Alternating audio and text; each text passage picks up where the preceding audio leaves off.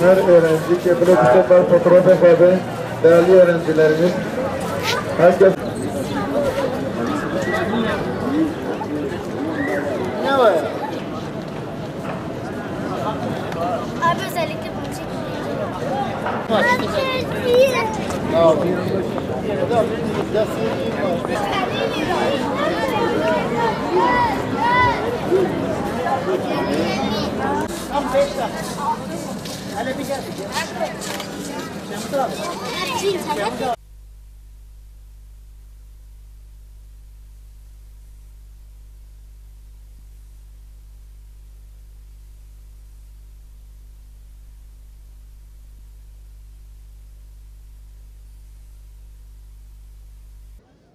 Cizre Müftülüğümüze bağlı yatılı ve hafızlı Kur'an kurslarımızda okuyan yaklaşık 400 talebemiz var.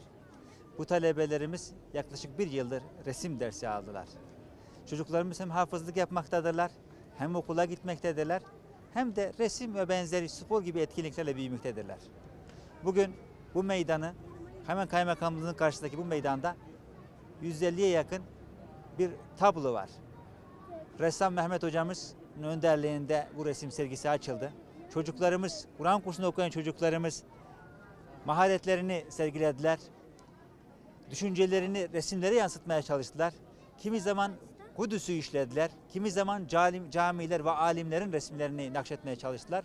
Kimi zaman çevreye karşı vazifelerimiz, kimi zaman bağımlılığa karşı duruşumuzu, düşüncelerimizi hepsini resimlere yansıtmaya çalıştılar. Özellikle Camiler Haftası sebebiyle resim yarışması yaptık. Resim yarışmamızın konusu camiler ve alimler idi. Üçüncü olandan başlayalım. Üçüncü olan resmimiz Ali Kuşçu'nun resmidir ki Ali Kuşçu astronomide meşhurdur. Bir tarafta Kur'an'ın harfleri, bir tarafta astronomi ve matematiğe ait ilimler. İkinci olan resmimiz camiye ait. Cami bir alim şeklinde tasvir edilmiş. Birinci olan resmimizde bir tarafta Cizre Ulu Cami, bir tarafta da Mevlana'nın resmi.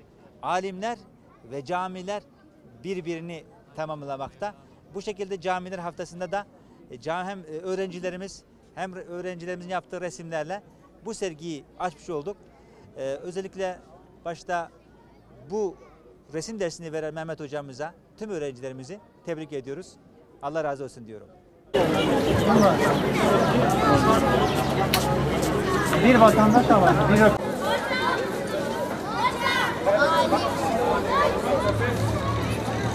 Amine Cabbay'dan Hazar Hocam üçümüzün önden geçti. Kedi böyle resmine kaybol bir.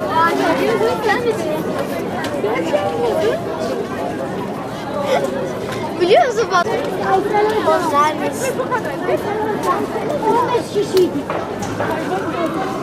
Boşa heba edilmiş bir zamanın Allah yolunda tekrardan harcanması için zamanın geri alınması burada ifade edilmiştir.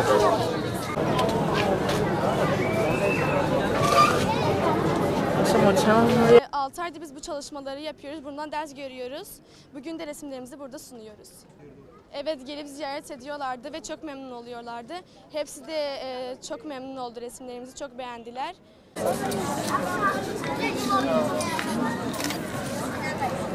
Bakın hocam bak.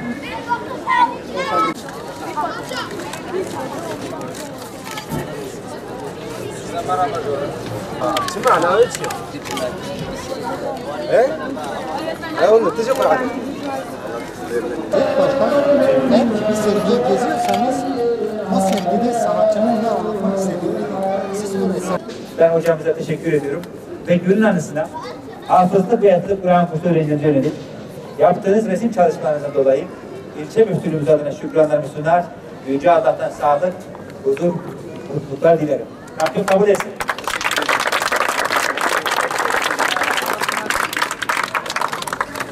Öğrencilerine teşekkür ediyorum inşallah.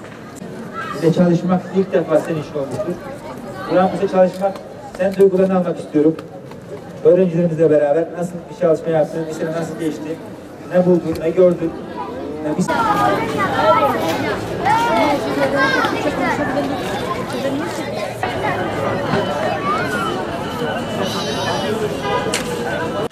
Burada ilk başta bir proje hazırladık. Çünkü bu tür etkinliklerin proje olmadan olmaz.